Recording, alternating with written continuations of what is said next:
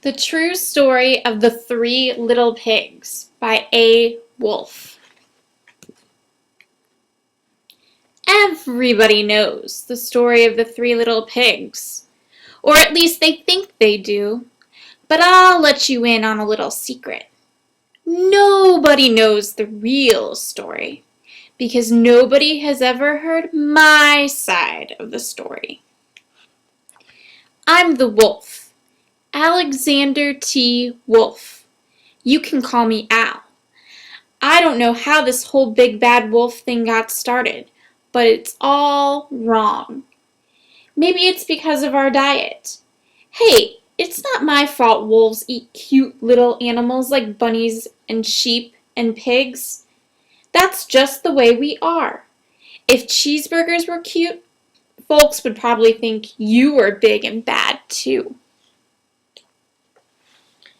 But like I was saying, the whole big bad wolf thing is all wrong. The real story is about a sneeze and a cup of sugar. This is the real story. Way back in Once Upon a Time, I was making a birthday cake for my dear old granny. I had a terrible sneezing cold. I ran out of sugar. So I walked down the street to ask my neighbor for a cup of sugar. Now this neighbor was a pig, and he wasn't too bright either. He had built his whole house out of straw. Can you believe it? I mean, who in his right mind would build a house out of straw? So, of course, the minute I knocked on the door, it fell right in. I didn't want to just walk into someone else's house, so I called, little pig, are you in?" No answer. I was just about to go home without the cup of sugar for my dear old granny's birthday cake. That's when my nose started to itch. I felt a sneeze coming on. Well, I huffed and I snuffed and I sneezed a great sneeze. And you know what? That whole darn straw house fell down. And right in the middle of the pile of straw was the first little pig, dead as a doornail. He had been home the whole time. It seemed like a shame to leave a perfectly good ham dinner lying there in the straw, so I ate it up. Think of it as a big cheeseburger, just lying there. I was feeling a little better, but I still didn't have my cup of sugar, so I went to the next neighbor's house.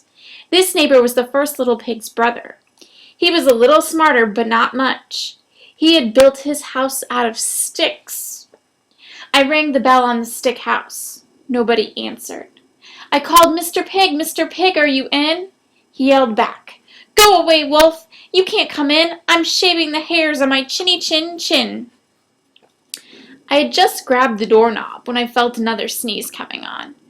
I huffed, and I snuffed, and I tried to cover my mouth, but I sneezed a great sneeze. And you're not going to believe it, but this guy's house fell down just like his brother's. When the dust cleared, there was the second little pig, dead as a doornail. Wolf's honor. Now you know food will spoil if you just leave it out in the open. So I did the only thing there was to do. I had dinner again. Think of it as a second helping. I was getting awfully full, but my cold was feeling a little better, and I still didn't have that cup of sugar for my dear old granny's birthday cake. So I went to the next house. This guy was first and second little pig's brother. He must have been the brains in the family. He had built his house out of bricks. I knocked on the brick house. No answer. I called, Mr. Pig, are you in?" And do you know what that rude little porker answered? "Get out of here, wolf. Don't bother me again."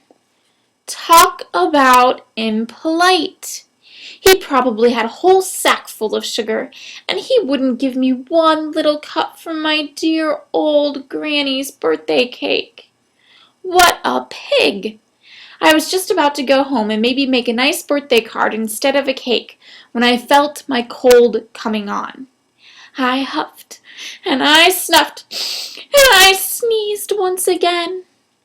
Then the little pig yelled, "And your old granny can sit on a pin." Now, I'm usually a pretty calm fellow, but when somebody talks about my granny like that, I go a little bit crazy. When the cops drove up, of course I was trying to break down this pig's door. And the whole time I was huffing and puffing and sneezing and making a real scene. The rest, as they say, is history. The news reporters found out about the 2 pigs I had for dinner. They figured a sick guy going to borrow a cup of sugar didn't sound very exciting. So they jazzed up the story with all of that huff and puff and blow your house down. And they made me the big bad wolf. That's it, the real story.